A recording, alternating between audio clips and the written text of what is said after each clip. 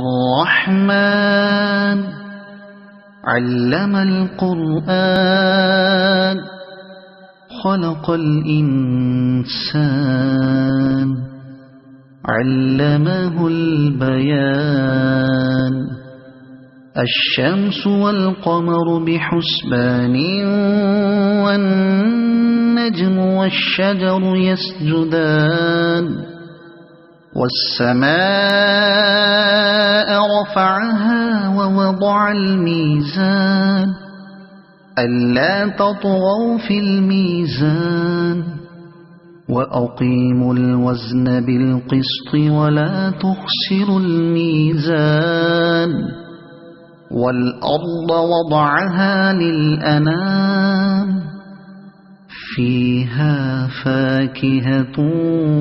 والنخل ذات الأكمام والحب ذو العصف والريحان فبأي آلاء ربكما تكذبان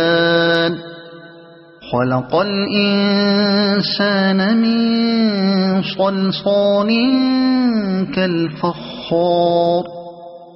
وخلق الجان